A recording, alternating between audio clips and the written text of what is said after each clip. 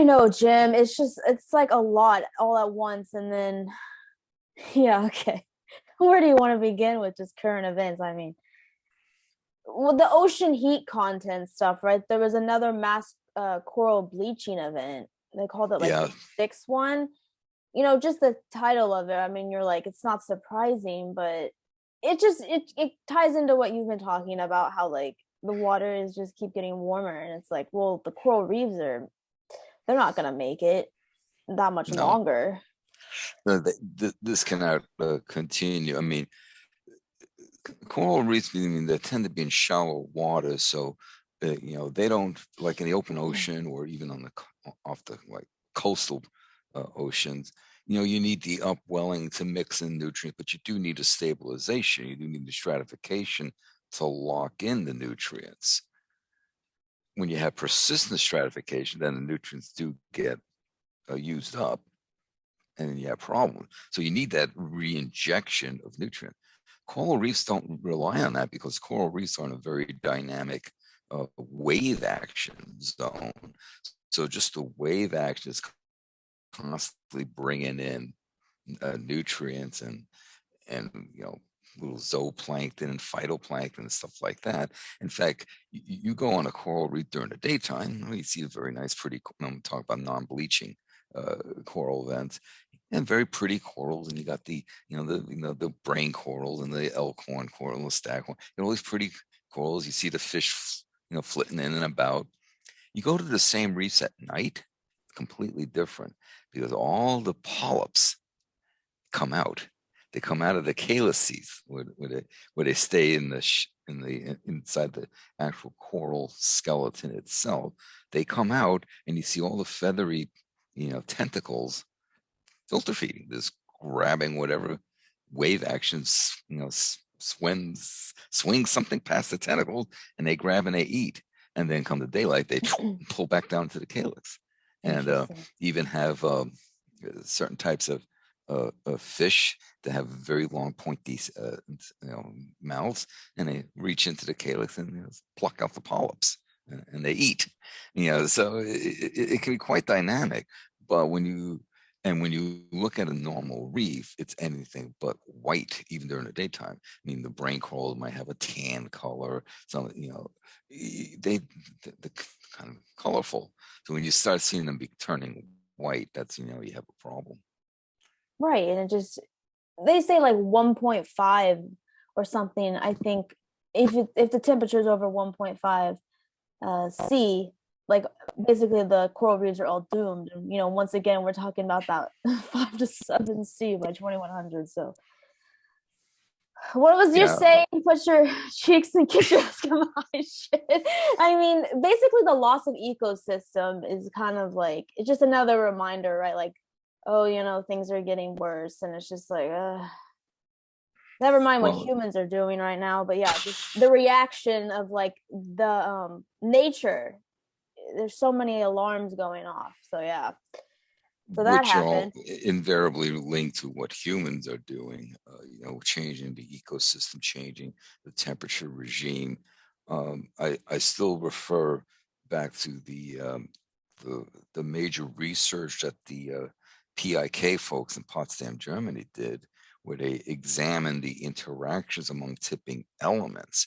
So they look at ENSO combined with AMOC, or the Brazilian, the Amazon combined with ENSO, combined with SIA. They looked at the interactions among all these major areas of concern, CI, et cetera, et cetera.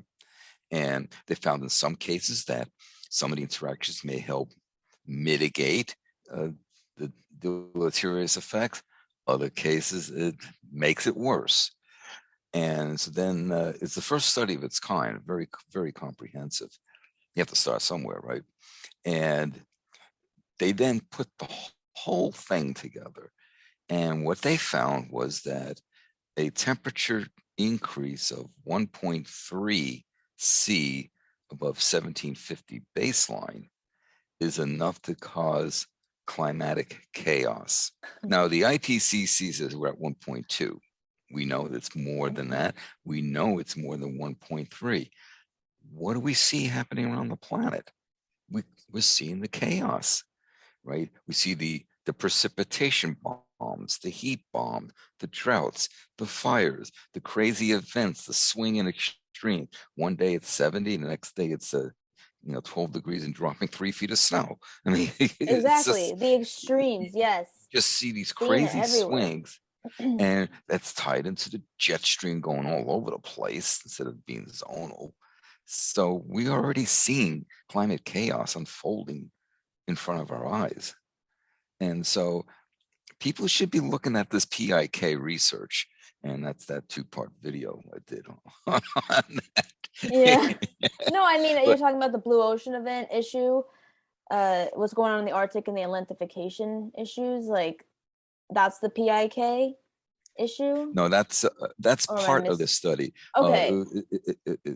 The Atlantification was a separate a, a group of researchers there. You're talking about like the Barents and Carasees, right? Yeah, Yes. that's a separate group of researchers. However, the PIK group, they did in part of their huge model that they did in a huge analysis is that of course they took into account the Arctic sea ice situation, but it's that group that basically came up with the 1.3 as kind of like that's the critical juncture, folks. The Atlantification is Wow. just a further aspect of what's happening, um, because like I did in the ocean heat update video when I talked about the Mediterranean waters, and that's really heating up. And I said, okay, so what's the big deal about that? That's the source water for the North Atlantic intermediate water that goes into the Arctic Ocean through Fram. I mean, the water flows out Gibraltar, so you got Coriolis acts on it. Coriolis is a deflection, and in the northern hemisphere, things are deflected to the right. So it comes out of Gibraltar and kind of whoop, goes right to the right, and basically it aims it right at Fram. It just Wow. like there you go. It Very goes right at interesting. Fram and just whoop, and it just brings in that warm water. And yeah, that's so it goes to show how even little Mediterranean Sea, everything is connected. You heat up the Mediterranean Sea, that ends up in the Arctic Ocean that melts the ice or prevents the ice from forming. Everyone's like obsessed with BOE. Yeah, that the term. Okay, yes, we need to be concerned about that, but let's look at what's already happening and has been happening for the last 40 years. And that is that, and things have really ramped up, shall we say, in the last 20, 25 years. But it's the fact that the ice is melting earlier, the ice is freezing forms later in the year, the extent how far the ice reaches is diminishing. The ice thickness is declining, which means we're losing a multi-year ice. So whether or not you have a BOE or not, you already need to look at all the heat energy that's already gone into the Arctic Ocean, and it's keeping and it's basically changing the characteristic of the Arctic Ocean. And even then, there is no accepted definition of BOE. Right, Some I remember you people mentioned. say it's less than a million square kilometers. Others say there's no ice anywhere. But the whole ecosystem is under dramatic change in such a short amount of time. When you think about like the geological time frame of all this, it's Yeah. very rapid that it's just like within like a human lifespan. And it's just like, this isn't gonna end well. And we're running out of time. You say the lag effect issue, right? But like, yeah, we're getting closer each year to something catastrophic. Uh, Now, you're absolutely correct there. And yes, time is running out for humans. I mean, and I was on a recent discussion panel with Guy McPherson, Kevin Hester, and John Doyle, along with Beryl Simicek. And we were discussing all of this. And I basically said, planet Earth will be fine. Humans will go extinct. So you have a mass extinction event, it'll be number 6 in the planet's history. So planet Earth, will be fine. Evolution will continue.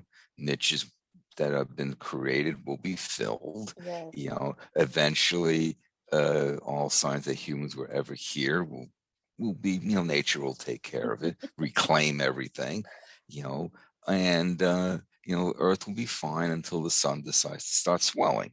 and then Earth won't be Exactly. fine. Yeah, Yeah, I but know yes, bad fate.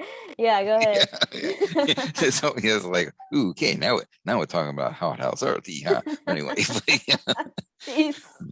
Peace hey, out if on the everything. sun, the sun is right at our atmosphere. Get the marshmallow second, but